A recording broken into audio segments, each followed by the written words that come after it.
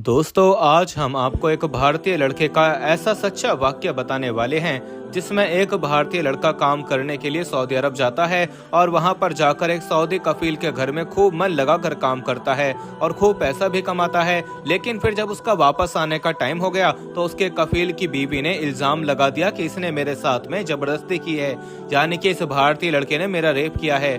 फिर मामला कोर्ट तक पहुंचा और उस भारतीय लड़के को जज के सामने पेश किया गया। जज के सामने उस भारतीय लड़के ने अपना जुर्म कबूल कर लिया और कहने लगा कि जज साहब, मैंने इस औरत के साथ में एक बार नहीं बल्कि कई बार गलत काम किया है, मगर मैंने ये सब कुछ इस औरत की मर्जी से किया है। अब अगर आप चाहें तो मुझे फांसी पर लटका दें, मुझे कोई भी गम नहीं होगा। इसके बाद जज साहब ने भारतीय लड़के के साथ में जो कुछ किया सुनकर आपकी भी रूह कांप जाएगी, आप भी हैरान और परेशान रह जाओगे। इसलिए आज का यह वीडियो आप सभी के लिए बहुत खास है और खास करके ऐसे लोग इस वीडियो को पूरा जरूर देखें जो सऊदी अरब में रहकर काम कर रहे हैं।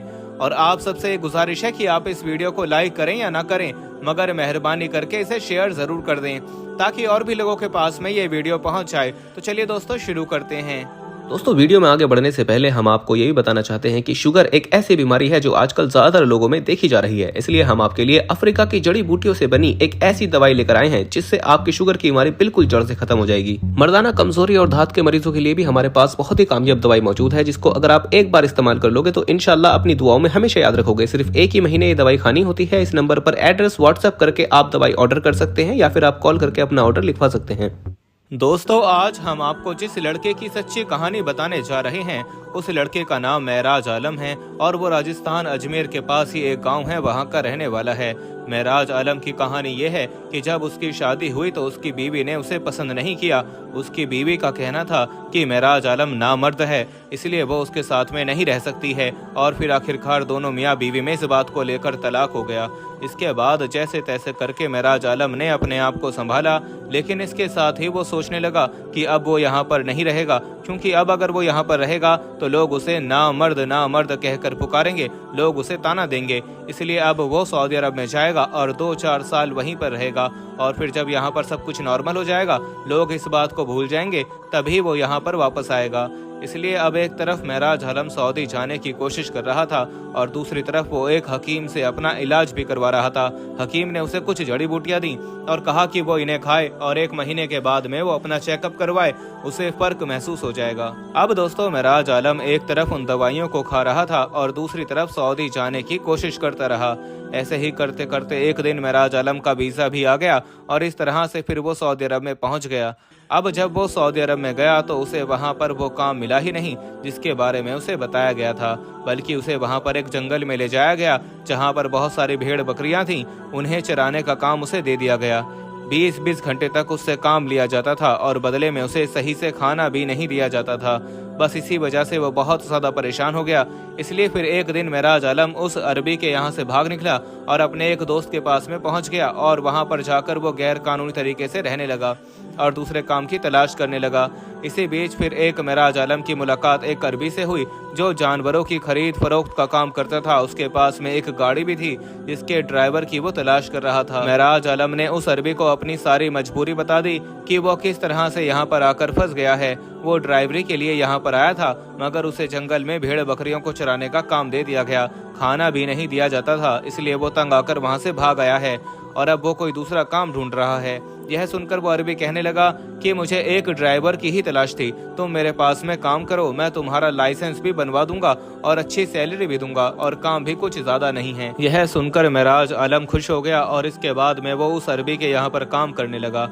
अब महराज आलम बड़ी मेहनत और लगन के साथ में उस कफील के यहाँ पर काम करने लगा। उसके काम करने का तरीका देखकर कफील बड़ा इम्प्रेस हुआ। इसलिए वो कहने लगा कि दोस्त, अगर तू मेरे साथ में इसी तरह से काम करता रहा तो मैं तुझे सैलरी के अलावा बोनस भी दूंगा, लेकिन बस तुम पूरी ईमानदारी के साथ में काम करते रहो। दोस्तों, इस तरह से फिर वो भारतीय लड़का उस कफील के यहाँ पर काम करता रहा। अब महराज आलम के घर पर कोई भी नहीं था, क्योंकि वो तो अपनी बीवी को तलाक देकर यहाँ पर आया था और भारत में उसका कोई अकाउंट भी नहीं था। इसलिए वो अपने कमाए हुए पैसों को उस सऊदी के पास ही जमा करने लगा, क्योंकि उसने सुन रखा था कि सऊदी लोग बड़े ईमानदार होते हैं। लेकिन हम आपको बता दें कि हर देश में हर जगह पर ईमानदार लोग भी होते हैं और बेईमान भी होते हैं। अब महराज आलम अपने सारे पैसे उस सऊदी के पास में जमा करता रहा और कहा कि जब मैं अपने घर जाऊं तब ये पैसे मुझे दे देना। खैर दोस्तों, इस तरह से उस भारतीय लड़के ने तकरीबन 5 साल तक उस सऊदी के यहाँ पर काम किया। फिर एक दिन उसने अपने कफील से कहा कि अब वो अपने घर पर जाना चाहता है, इसलिए वो उसके सारे पैसे उसे वापस कर दे। अब इधर इतने सारे पैसे देखकर उस सौदे की नीयत में खराबी आ गई थी। अब वो उसके पैसे वापस देना नहीं चाह रहा था, इसलिए अब वो सऊदी उसे ऐसे ही टालता रहा कि इस महीने नहीं अगले महीने दूंगा, अगले महीने नहीं उससे अगले महीने दूंगा। अब इधर वो भारतीय लड़का सोच रहा था कि जब वो वापस अपने गांव में चला जाएगा तो वहां पर जाकर वो सेटल हो जाएगा, यानी कि अब वो यहाँ पर कभी भी वापस नहीं आएगा, क्योंकि अब वो जिस्मानी तौर पर भी पूरी तरह से फिट हो चुका था। लेकिन दूसरी तरफ उसका वो कफील उसे उसके पैसे वापस नहीं दे रहा था। इस तरह से करते करते मेराज आलम ने 6 महीने और गुजार दिए। अब मेराज आलम भी समझ चुका था कि उसके कफील की नीयत में खराबी आ गई है, वो उसके पैसे वापस नहीं देना चाहता है। इसलिए फिर दोनों में एक दिन इस बात को लेकर कुछ कहा सुनी हो जाती है। खैर इसके बाद में फिर एक दिन मेराज आलम का कफील उसके पास गया और जाकर प्यार से कहने लगा कि मैंने तुम्हारे ये पैसे किसी कारोबार में लगा दिए हैं, अब मैं तुझे उस कारोबार से होने वाले फायदे में भी हिस्सा दूंगा और मुझे कुछ टाइम और दो, मैं तुम्हारे ये पैसे भी जल्दी वापस लौटा दूंगा। इसके बाद कफील प्यार से उसे अपने घर ले गया और उसके रहने का इंतजाम वहीं पर कर दिया और कहने लगा कि अब से तुम मेरे घर पर ही काम करोगे, मेरी बीवी को शॉपिंग वगैरह करवा दिया करो और घर का कुछ काम कर दिया करो। अब वो भारतीय लड़का सऊदी के घर पर रहकर काम करने लगा था, लेकिन उधर उस सऊदी के मन में कुछ और ही चल रहा था। एक दिन उस सऊदी ने अपनी बीवी को अपना पूरा प्लान समझा दिया कि उसे क्या क्या करना है। इसके बाद उस सऊदी ने अपने घर में एक फंक्शन रखा। फंक्शन के दौरान कफील की बीवी ने मेराज आलम को अपने पास बुलाया और कहा कि मुझे ये कुछ सामान ला कर दो। अब इधर वो अरबी शेख इतना ज्यादा तेज था कि उसने अपने कुछ यार दोस्तों को अपने घर पर बुला लिया और उनको अपना पूरा प्लान समझा दिया। फिर मेराज आलम बाजार से वो सामान ले आया और उस कफील की बीवी को देकर अपने कमरे में चला गया। कुछ ही देर के बाद में 2-3 अरबी मेराज आलम के कमरे पर जाते हैं और उसके कमरे को एक जोरदार लात मारते हैं, यानी कि उसके रूम का दरवाजा खोल लेते हैं और फिर मेराज आलम को मारने पीटने लग जाते हैं। मेराज आलम कहता है कि आप मुझे क्यों मार रहे हो, मेरा कसूर क्या है? तो वो कहते हैं कि तुमने अपने कफील की बीवी के साथ में बदतमीजी की है, तुमने उसे पकड़ने की कोशिश की है, तुमने उसके साथ में जबरदस्ती की है, जाकर देखो वो किस तरह से रो रही है और कह रही है कि तुमने सामान देने के बहाने उसका हाथ पकड़ा है। इतना सुनते ही मेराज आलम समझ गया कि ये लोग उसे फंसा रहे हैं। इसके बाद में वहां पर पुलिस आ गई और उस भारतीय लड़के को गिरफ्तार करके ले गई और ले जाकर उसे जेल में डाल दिया। अब दोस्तों हम आपको यहाँ पर बता दें कि सऊदी अरब का कानून ऐसा है कि वहाँ पर बहुत ही जल्द कोर्ट की कार्रवाई शुरू हो जाती है और बहुत ही जल्द फैसला भी आ जाता है। हमारे यहाँ की तरह सऊदी अरब में केस पेंडिंग नहीं पड़े होते हैं। बस इसी वजह से कोर्ट में जज बैठा और उसके सामने मेराज आलम को पेश किया गया। जज साहब ने कहा कि तुम्हारे ऊपर इल्जाम है कि तुम्हें तुम्हारे कफील ने अपने घर में जगह दी, तुम्हारे ऊपर भरोसा किया और तुमने उसी की बीवी का हाथ पकड़ लिया, उसके साथ में जबरदस्ती करने की कोशिश की। क्या तुम जानते हो कि अगर तुम्हारे ऊपर ये जुर्म साबित हो गया तो तुम्हें पत्थर मार मार कर मार डाला जाएगा, क्योंकि यहाँ पर इस गुनाह की कोई भी माफी नहीं है। अब मेराज आलम क्या कहता, बेचारा वो तो खामोश खड़ा रहा, यानी कि उसने कुछ भी नहीं कहा। इसके बाद में जज साहब ने कफील की बीवी से पूछा कि बताओ इस लड़के ने तुम्हारे साथ में क्या किया है। अब उस कफील की बीवी वैसे तो एक नेक और शरीफ औरत थी, मगर इस वक्त वो अपने शौहर के दबाव में बयान दे रही थी। इस वजह से उसका चेहरा पीला पड़ा हुआ था और उसकी जबान भी उसका साथ नहीं दे रही थी। इसके बाद कफील की बीवी कहने लगी कि जज साहब, मैंने इस लड़के से कुछ सामान मंगवाया था, जब ये वो सामान लेकर मेरे पास आया तो उस वक्त घर पर कोई भी नहीं था, मैं अकेली थी, इसलिए इसने मौका देकर मुझे पकड़ लिया और मेरे साथ में जबरदस्ती करने लगा। इस पर मैंने चिल्लाना शुरू कर दिया। यह देखकर फिर इसने मुझे छोड़ दिया और वहां से भाग गया। इसके बाद जज ने उस अरबी से पूछा तो वो भी यही कहने लगा कि मैं इस लड़के को बहुत शरीफ समझता था, मैंने इस पर भरोसा किया, लेकिन इसने तो मेरी बीवी पर ही गलत नजर डाल दी। जज साहब, अब इसको ऐसी सजा दी जाए ताकि उसे देखकर आगे से कोई भी भारतीय किसी औरत पर गलत नजर न उठा सके। इसके बाद कोर्ट में सबकी बातें सुनी गई, मगर उस दिन फैसला नहीं सुनाया गया। इसके बाद मेराज को वापस जेल में भेज दिया गया और अगली तारीख दे दी गई। दोस्तों इसके बाद में वो भारतीय लड़का वापस जेल में आ गया।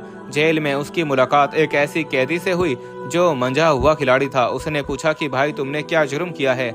इसके बाद में उस भारतीय लड़के ने बताया कि भाई मैं एक अरबी के चक्कर में फंस गया हूँ, मैं एक अरबी के चंगुल में फंस गया हूँ, मेरी 6 साल की कमाई एक अरबी के पास में फंसी हुई है। जब मैंने उससे अपने पैसे मांगे तो उसने मुझ पर झूठा इल्जाम लगा दिया। अब वो कह रहा है कि तूने मेरी बीवी के साथ में जबरदस्ती करने की कोशिश की है, तूने मेरी बीवी के साथ में गलत काम किया है। अब वो कैदी कोई बड़ा खिलाड़ी था। उसने कहा कि अब जो मैं कहता हूँ वैसा तुम कल कोर्ट में कह देना।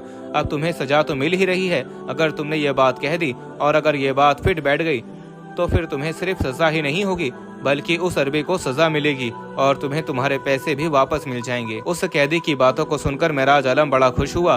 अब वो अगली तारीख का इंतजार करने लगा। फिर एक दिन वो अगली तारीख भी आ गई। अब कोर्ट में एक बार फिर मेराज आलम को अपनी सफाई में कुछ कहने का मौका दिया गया। जज साहब ने कहा कि हम आखिरी बार पूछते हैं कि तुमने ये जुर्म किस वजह से और किस मकसद के साथ में किया है। तो यह सुनकर उस भारतीय लड़के ने जवाब दिया कि जज साहब कैसी बातें करते हो, मैंने कोशिश ही नहीं की है बल्कि मैंने तो इस औरत के साथ में कई बार संबंध भी बनाए हैं। मुझे बड़ा मजा आता है इस औरत के साथ में ऐसा करने में। यह औरत खुद चलकर मेरे पास में आती थी, लेकिन अब पता नहीं यह औरत अपने शौहर के डर से या फिर किसी और वजह से मुझ पर ये झूठा इल्जाम लगा रही है। मैंने कई बार इस औरत के साथ में संबंध बनाए हैं। जब मेरा ये कफील अपने घर पर नहीं होता था तो ये औरत मेरे रूम में आ जाती थी और अपने कपड़े उतारकर मेरे सामने खड़ी हो जाती थी और कहती थी कि मेरा सऊदी शौहर तो नामर्द है, उससे कुछ भी नहीं होता है। तुम एक भारतीय नौजवान लड़के हो, इसलिए मैं तुमसे बहुत ज्यादा खुश होती हूँ। तुम मेरे साथ में गलत काम करो। अब जज साहब मैं क्या करता, मैं इसके साथ गलत काम करने के लिए मजबूर हो जाता। मेराज आलम कोर्ट में ये सारी बातें बड़ी हिम्मत के साथ में कह रहा था। उसे पता था कि मरना तो वैसे ही है, लेकिन अगर ये बात फिट बैठ गई, अगर तीर निशाने पर लग गया तो हो सकता है कि उसे माफी भी मिल जाए।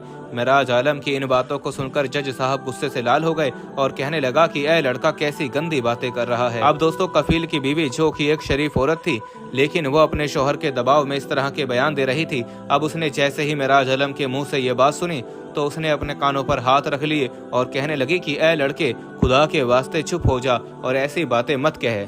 फिर वो कहने लगी, जज साहब ये लड़का झूठ बोल रहा है, इसने कभी भी मेरे साथ में कोई गलत काम नहीं किया है और न ही मैंने कभी इसके साथ में कोई गंदा काम किया है। फिर भारतीय लड़के ने कहा कि फिर सच सच बताओ कि असल बात क्या है, क्या मैंने तुम्हारे साथ में जबरदस्ती करने की कोशिश की है। तो उस औरत ने कहा कि जज साहब ये बात भी सच नहीं है, आज मैं आपको इसकी पूरी सच्चाई बताती हूँ। मेरे शौहर ने मुझे ऐसा बयान देने के लिए मजबूर किया है क्योंकि इस भारतीय लड़के के बहुत सारे पैसे मेरे शौहर के पास में जमा हैं। अब मेरा शौहर इसके पैसे वापस देना नहीं चाहता है, इसलिए मेरे शौहर ने ये प्लान बनाया है और मुझे ये गलत बयान देने पर मजबूर किया है। जज साहब ने फिर उस अरबी से पूछा कि क्या ये बात सच है, सच सच बताओ वरना तुम्हें सजा मिलेगी। यह सुनकर फिर उस कफील ने भी अपना इकरार जुर्म कर लिया और कहने लगा कि यह भारतीय लड़का बेकसूर है, इसने मेरी बीवी के साथ में कुछ भी गलत काम नहीं किया है। इसके बाद जज साहब ने भारतीय लड़के को अपने पास बुलाया और उसकी पीठ थपथपाई और कहा कि आज तुमने अकलमंदी से अपनी जान बचा ली है। अगर ये लोग तुम्हारे खिलाफ ऐसे ही बयान देते रहे और अगर तुम अपनी सफाई में कुछ भी नहीं कहते तो शायद तुम नहीं बच पाते और इस तरह से मैं एक बेकसूर को फांसी के फंदे पर लटका देता। इसके बाद जज साहब ने उस कफील से भारतीय लड़के के सारे पैसे दिलवाए और उन दोनों मियाँ बीवी को 2-2 साल की सजा सुनाई गई। इसके अलावा जज साहब ने मेराज आलम को उसके पैसे ही नहीं दिलवाए बल्कि उसके पैसों को जिस कारोबार में लगाया गया था उसके मुनाफे का 50% हिस्सा भी उसे दिलाया गया। इसके बाद मेराज आलम अपने सारे पैसे लेकर अपने गांव में आ गया और यहाँ पर आकर उसने दूसरी शादी कर ली और आज वो खुशी खुशी से अपनी जिंदगी काट रहा है। तो दोस्तों कभी कभी इस तरह की वाकयात भी हो जाते हैं, लेकिन एक बात जरूर याद रखें कि सऊदी अरब का कानून हमारे भारत के कानून से कहीं ज्यादा बेहतर है, इसलिए वहाँ पर रेप के मामले ना के बराबर होते हैं।